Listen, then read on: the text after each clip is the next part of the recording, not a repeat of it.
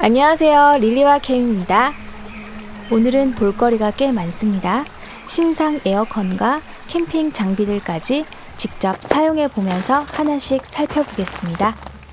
미라캔과 힙노타이즈 콜라보 제품인 윙타프와 에이셉을 설치해 볼게요. 아노바 폴드 케이스는 길이 조절이 가능해서 수납이 편합니다.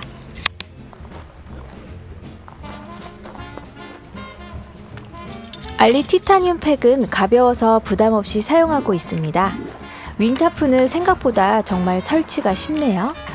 폴대 2개만 세우면 끝이라 처음 치는 분들도 부담 없을 것 같습니다. 폴대는 2.8m로 맞춰봤습니다.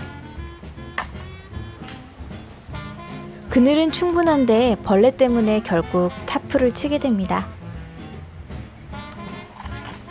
가로 세로 5.2m라 해만 잘 피해서 치면 그늘도 넉넉합니다.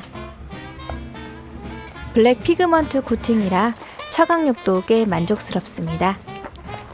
방염 처리까지 되어 있어 부담 없이 사용할 수 있네요. 이번에는 힙노타이즈 ASAP도 달아보겠습니다. 별도 폴대도 가능하지만 오늘은 윙타프에 연결해봤습니다. 웨빙만 걸어주고 팩 3개면 끝! 햇빛이 강하거나 시선이 신경 쓰일 때 꽤 유용하네요.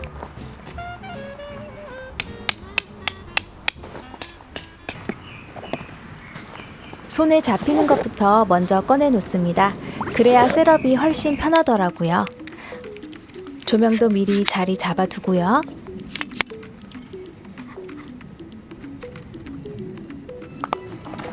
오늘은 필드 오피스로 간단하게 꾸며봤습니다.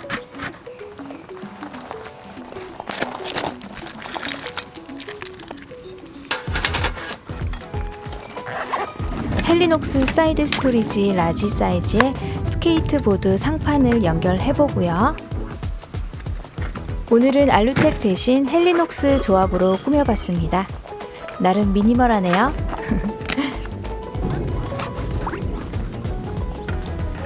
조명이랑 쉐이드는 여기에 다 넣어왔습니다.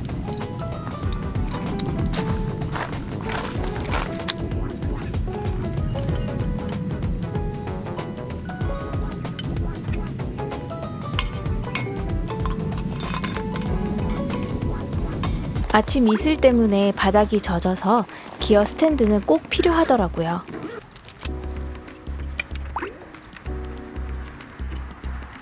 릴리 밥그릇 스탠드에는 조명이랑 쉐이드도 달아봤습니다.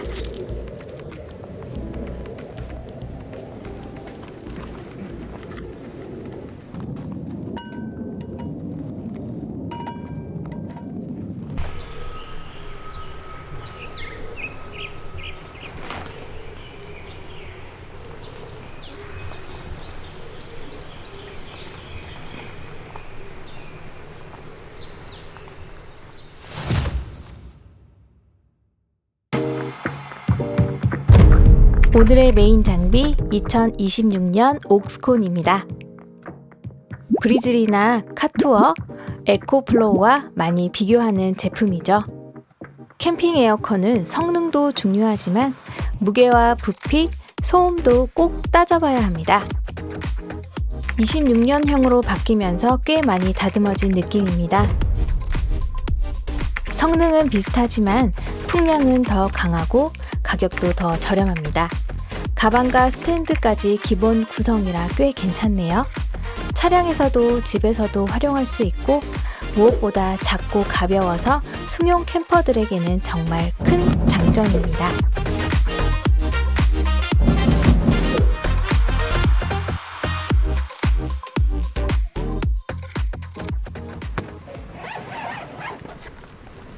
가방 하나에 구성품을 모두 담을 수 있고 별도 구매할 필요도 없습니다.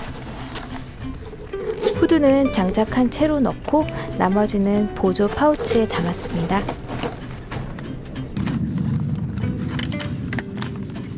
기본 제공되는 스툴이라 이동도 편하고 배수 각도 맞추기에도 딱 좋네요.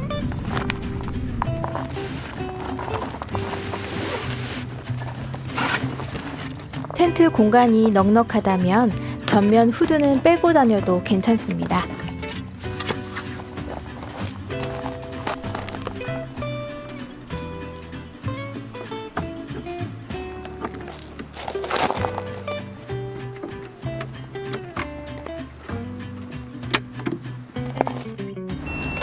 전원을 연결하면 비품이 들리고 바로 사용할 수 있습니다.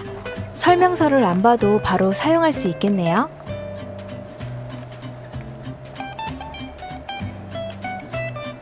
온도와 풍량 조절 터치 버튼은 반응도 빠르고 사용하기도 편합니다. 아쉽게도 좌우 회전은 안 되지만 상하 각도는 자유롭게 조절할 수 있습니다. 냉방과 온풍은 램프 색상만 봐도 바로 구분되네요. 에어덕트를 연결하지 않아도 후면 후드만 장착하면 소음이 꽤 줄어듭니다. 냉방 성능 차이도 거의 없다고 하네요. 전용 앱도 지원해서 리모컨보다 훨씬 편합니다. 슈퍼맥스를 제외한 대부분 기능을 앱에서 조작할 수 있고 텐트 밖에 설치해도 반응이 빨라 사용하기 편하네요. 회전 선풍기와 함께 사용하면 시원한 바람을 여러 명이 함께 즐길 수 있습니다.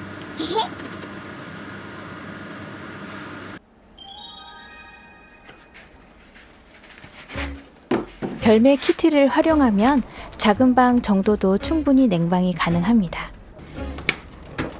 창틀에도 간편하게 설치할 수 있습니다.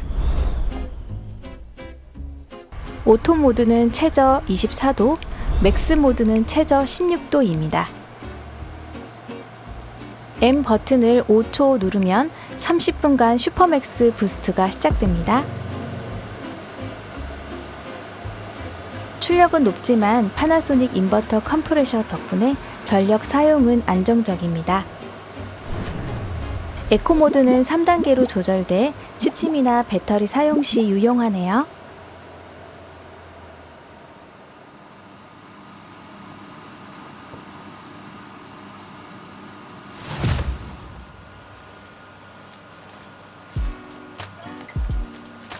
캠핑 에어컨과 궁합이 좋은 하인플래닛 백도어입니다.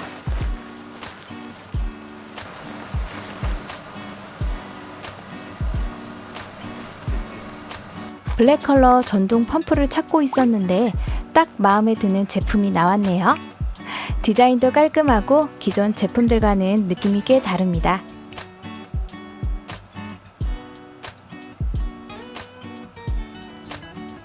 요즘 다양한 캠핑용품을 선보이는 벤딕트입니다. 노즐도 다양하게 들어있고 오토 스톱 기능까지 지원합니다. 가장 큰 특징은 듀얼 모터를 사용한다는 점입니다. 텐트는 물론 차량 타이어 공기압까지 맞출 수 있습니다. 공기압도 미리 설정할 수 있어서 과충전 걱정이 없습니다. 텐트는 6에서 10 psi까지 설정할 수 있고 기본값은 8 psi입니다.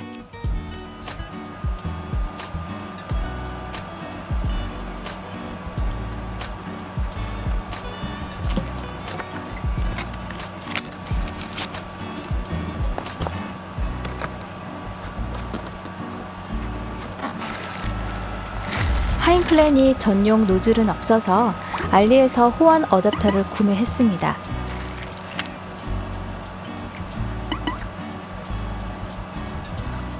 실리콘 가스켓만 바꿔주니 딱 맞네요.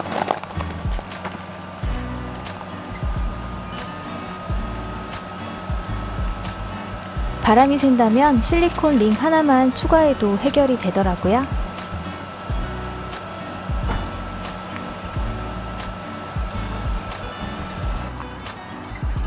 노즐부터 텐트를 연결한 뒤에 호스를 연결하면 호스가 꼬이지 않더라고요.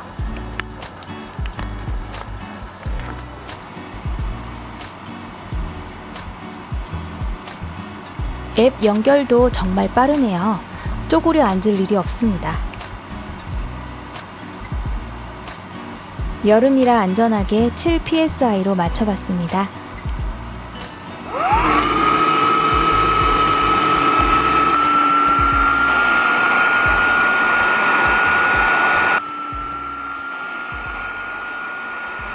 공기가 거의 다 차면 모터 소리도 조금 달라집니다.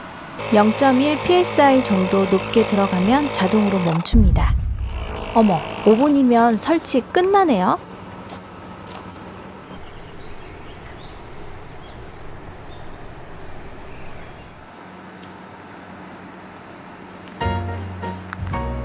이제 본격적으로 냉방 성능을 테스트해 보겠습니다.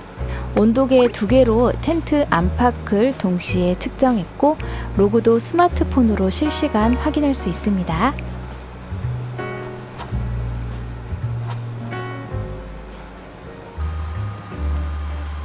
텐트에서는 본체를 안에 두는 게 냉방 효율이 가장 좋습니다.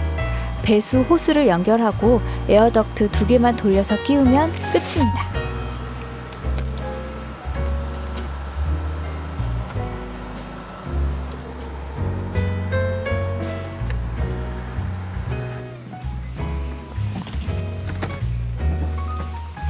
덕트 방향을 서로 다르게 두면 공기 순환이 더 잘 됩니다.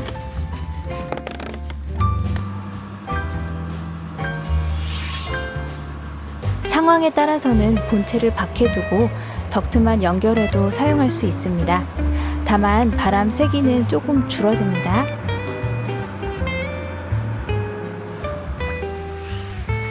전원을 켜면 마지막 사용 모드로 바로 시작됩니다. 온도 변화는 잠시 후 그래프로 보여드리겠습니다. 처음 30분은 슈퍼맥스, 이후 30분은 맥스 모드로 자동 전환됩니다.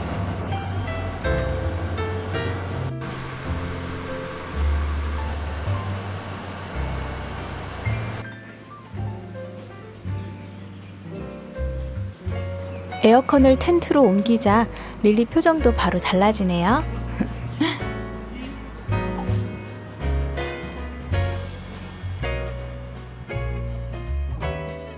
1시간 동안 기록한 데이터를 확인해 보겠습니다.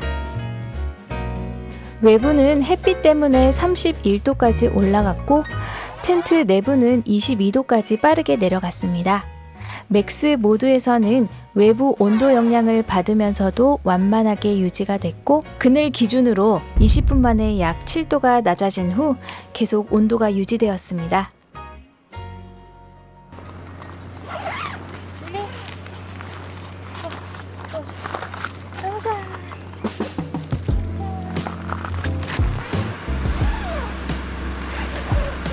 텐트 문을 열어도 1, 2도 정도만 올라갔다가 금방 다시 내려옵니다. 우와, 시원해. 이 정도면 한여름 캠핑도 충분하겠네요.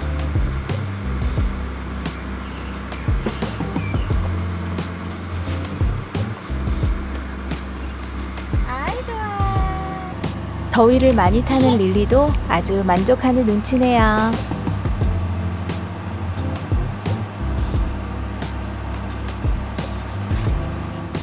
에어컨을 설치한 만큼 텐트 안도 조금 편하게 꾸며봤습니다.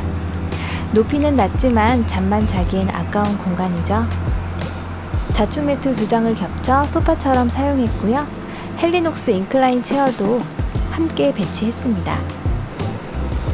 도쿄 크래프트 코드 유닛은 협탁으로 사용하고요.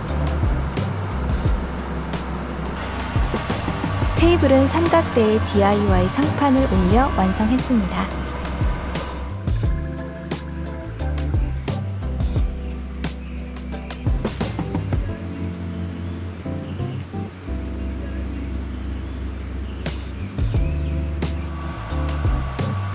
해가 지자 텐트 내부는 17도까지 내려갔습니다.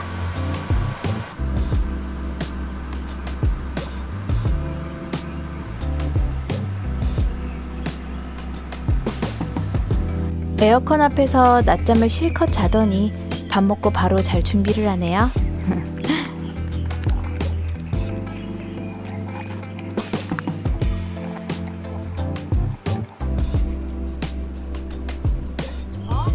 새벽이 되니 계곡이라 생각보다 쌀쌀하네요. 누운 채 앱으로 온풍 모드만 켜줬습니다. LED도 끌 수 있어서 잠잘 때 거슬리지도 않았고요. 풍량 1단은 취침하기에도 충분히 조용했습니다. 간절기라면 온풍기 대신 이것만으로도 충분할 것 같네요.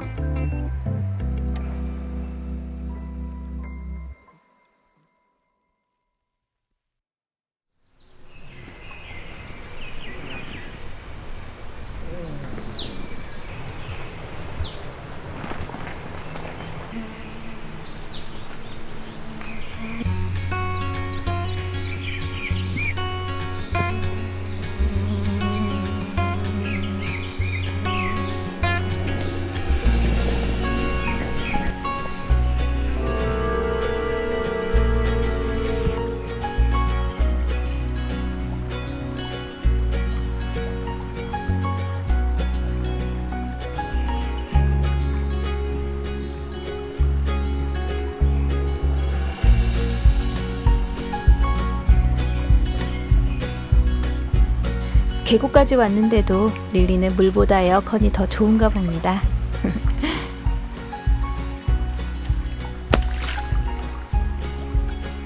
벤딕트에서 이런 소품까지 나올 줄은 몰랐네요. 여름엔 가볍고 실용적인 게 최고죠. 마침 10리터 정도 되는 드라이백이 필요했는데 완전 방수라 물놀이에도 부담이 없습니다. 젖어도 금방 말라서 사용하기도 편하네요. 괜찮지?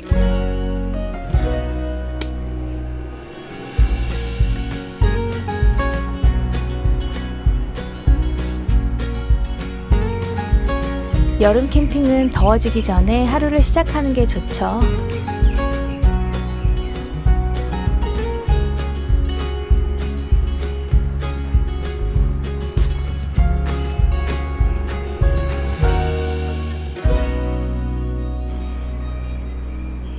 스토브도 최대한 간단하게, 투버너 하나면 금방 끝납니다.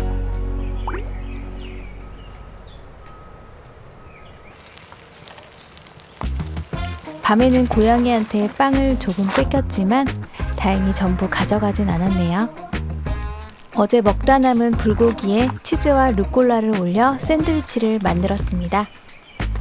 이번 캠핑은 생각보다 훨씬 쾌적하게 보냈습니다. 앞으로도 직접 써보고 느낀 점들을 솔직하게 전해드릴게요. 영상이 도움되셨다면 구독과 좋아요, 하이프 3번 부탁드립니다. 지금까지 릴리와 캠이었습니다. 그럼 다음 캠핑에서 만나요.